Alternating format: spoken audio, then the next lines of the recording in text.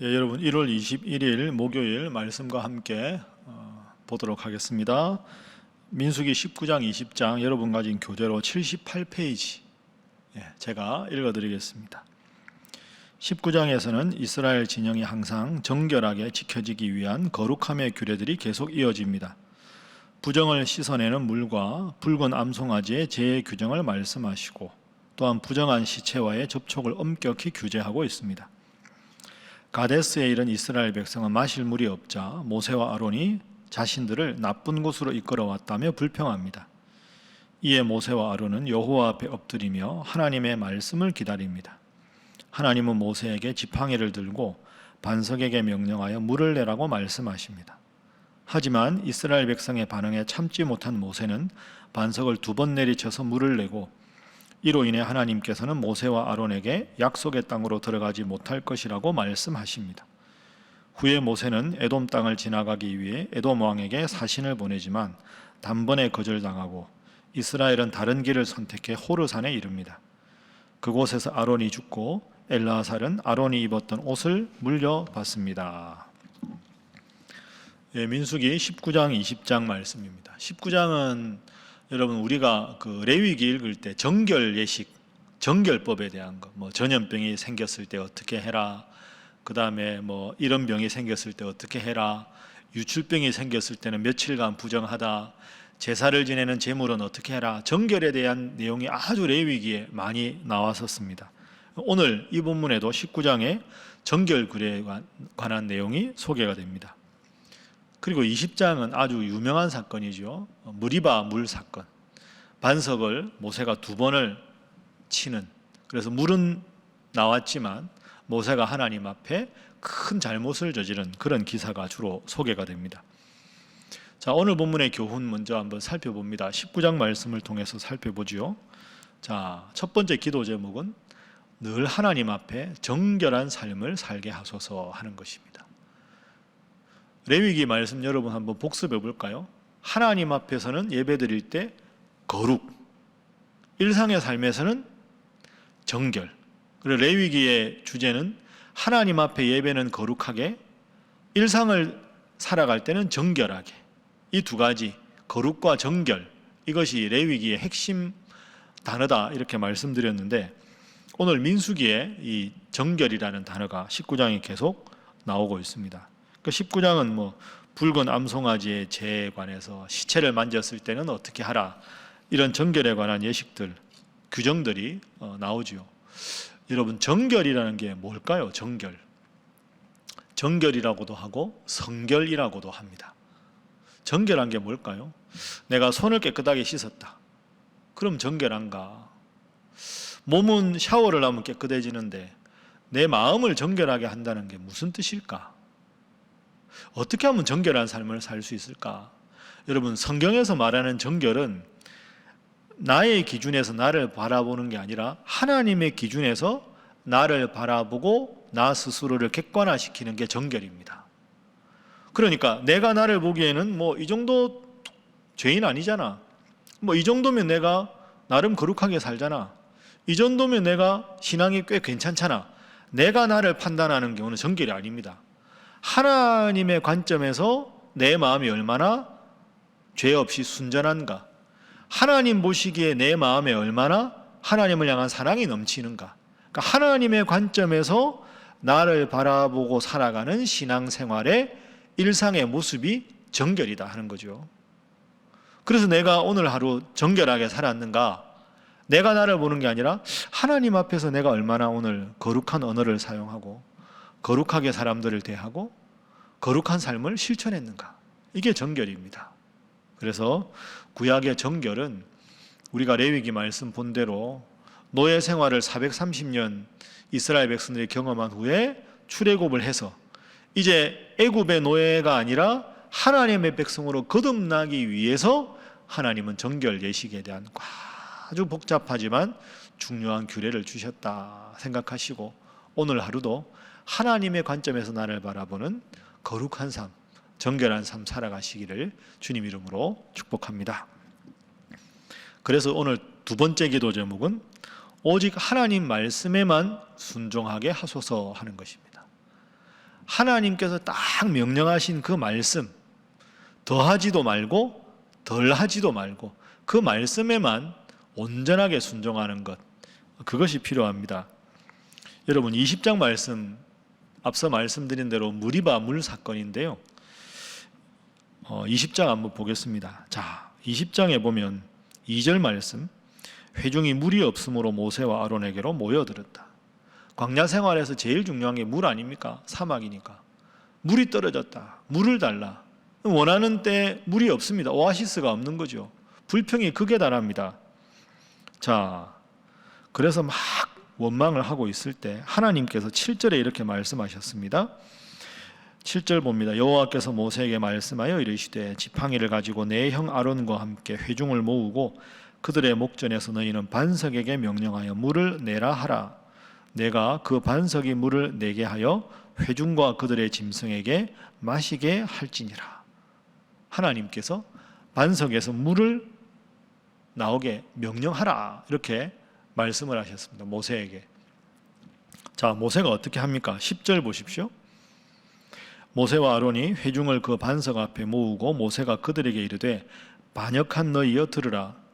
우리가 너희를 위하여 이 반석에서 물을 내랴 하고 모세가 그의 손을 들어 그의 지팡이로 반석을 2번 치니 물이 많이 솟아나오므로 회중과 그들의 짐승이 마시니라. 하나님께서 모세에게 물을 내라 하시고 모세가 물을 냈는데 결과는, 자 12절에 보면 여호와 하나님께서 진노하셨습니다.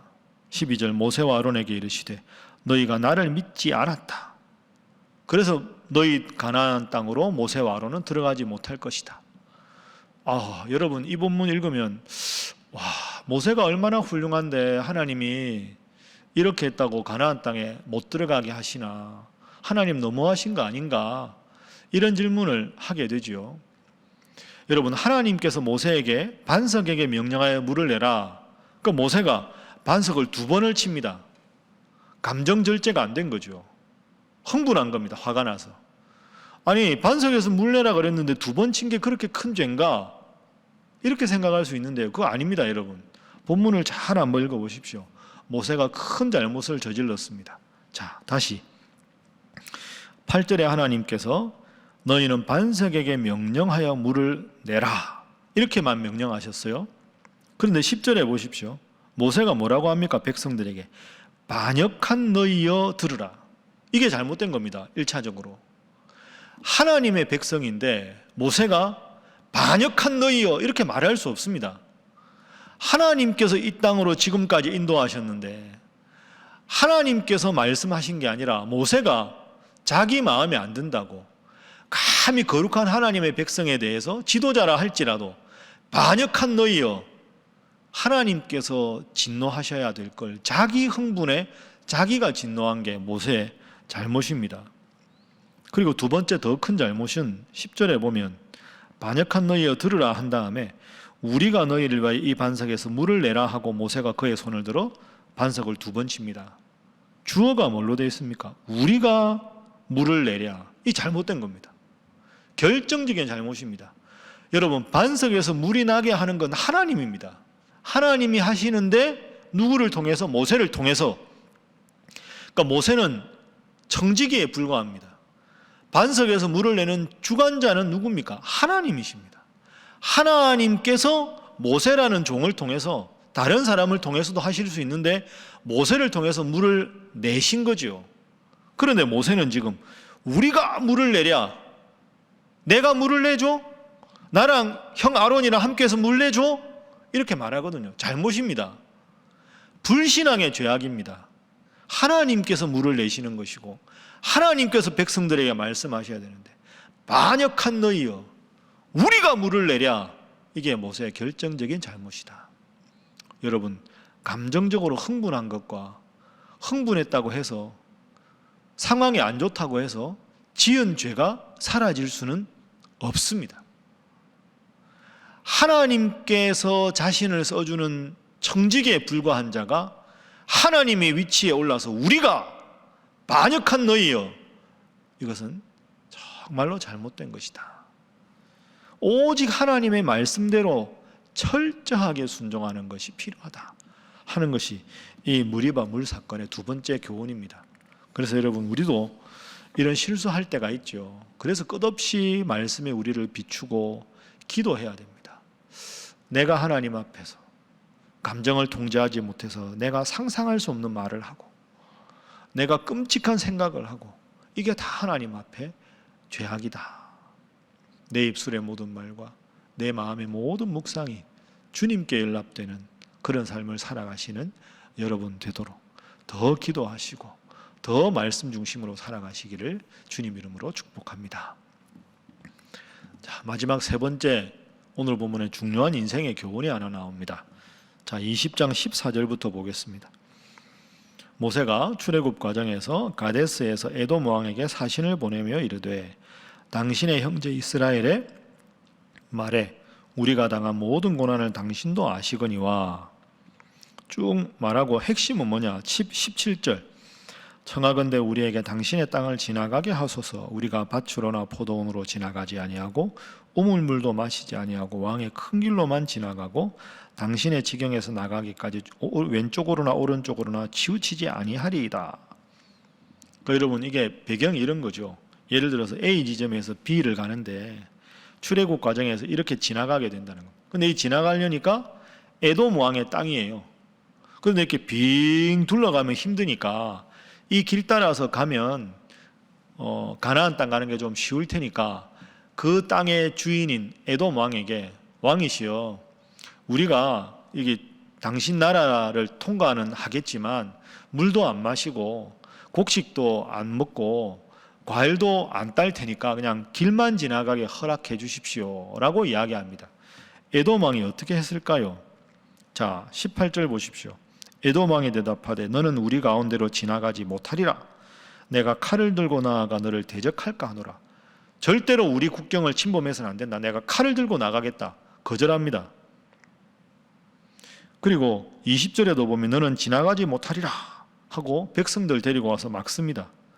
그래서 할 수 없이 이스라엘이 삥 둘러서 다른 길로 가게 됩니다. 여러분, 에돔 족속이 누구 족속입니까? 에서 족속이죠. 이삭의 아들이 야곱과 에서 아닙니까? 그러니까 에돔 왕은 사실은 이스라엘과는 친척지간입니다. 조상이 야곱의 족속의 후손이 지금 이스라엘 백성들이고 야곱의 형 에서의 후손이 에돔이니까 에돔은 좀 지나가게 해줄 수도 있거든요. 원수도 아닌데. 근데 못 지나가게 하지 않습니까? 인간적으로 생각하면 맥이 탁 풀렸겠죠. 그런데 이렇게 돌아갑니다.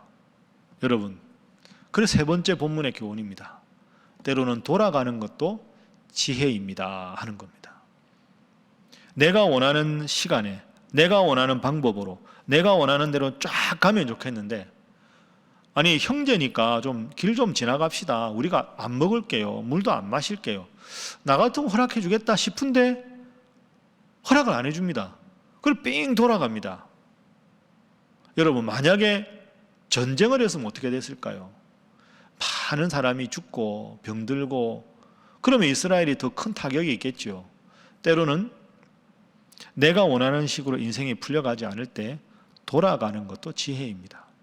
이렇게 돌아가면서 이스라엘 백성들이 그냥 무의미한 수고를 하는 게 아니고요. 그러면서 더 하나님을 의지하게 되고 더 하나님의 백성으로 굳건하게 이스라엘 백성들이 서게 됩니다. 때로는 돌아가는 것도 지혜다. 여러분, 이 교훈이 오늘 우리에게 참 중요한 교훈을 줍니다. 코로나19를 겪으면서 여러분 얼마나 힘드십니까? 교회도 힘든데 여러분은 얼마나 더 힘드시겠습니까? 하나님 왜 이러실까? 그냥 딱 분위기 좋을 때 쫙 이렇게 가면 좋겠는데 이렇게 코로나19라는 복병 때문에 이렇게 모질고 어려운 고난을 왜 인생에 주실까? 그런데 지금은 완벽하게 이해가 되지 않아도 이 시점을 다 통과하고 나면, 이 시점에서 다시 지금을 돌아보면, 그래서 하나님이 길을 돌아가게 하셨구나, 그래서 하나님이 내 인생에 고난을 주셨구나 하고 그러니까 지금 우리가 이렇게 쭉 겪어서 여기 있을 때는 답답한데 이렇게 우리가 좀 더 살고 미래의 시점에서 오늘 코로나19의 한복판에 있는 우리를 볼 때는 이때는 이해가 되지 않았는데 지나고 나서 보니 이것도 하나님의 경륜 속에 있었구나, 이것도 하나님의 은총 속에 있었구나 하고 하나님께서 고백을 하게 해주신다. 때로는 돌아가는 것도, 때로는 내 뜻을 접는 것이 마음이 힘들지만 접어야 할 때는 접는 것도 하나님의 배려요, 섭리가 있다. 여러분 꼭 기억하십시오. 때로는 돌아가는 것도 지혜다 생각하셔서 지금 힘든 시기를 겪고 있지만 그가 나를 단련하신 후에는 내가 정금같이 나오리라. 내가 주께 대하여 귀로 듣기만 하였사오나 이제는 눈으로 주님을 뵙습니다 하는 욥의 그 아름다운 고백처럼 더 성숙하고 더 하나님께서 큰 복을 주시기 위한 역경을 통과하고 있다 생각하시고 이 모진 시련을 잘 믿음으로 승화시키시고 극복하시는 여러분 모두가 되시기를 주님 이름으로 축복합니다. 함께 기도하겠습니다. 하나님, 늘 하나님 앞에 정결한 삶을 살게 하시고 내 뜻이 아니라 오직 하나님의 뜻대로 살게 하시며 때로 내 뜻과 하나님 뜻 다를 때 돌아가더라도 하나님 뜻에 순종하는 자로 살게 하여 주옵소서. 여러분의 힘들고 어려운 형편을 놓고 주님의 안목과 주님의 마음을 달라고 다 함께 주님 앞에 기도하겠습니다.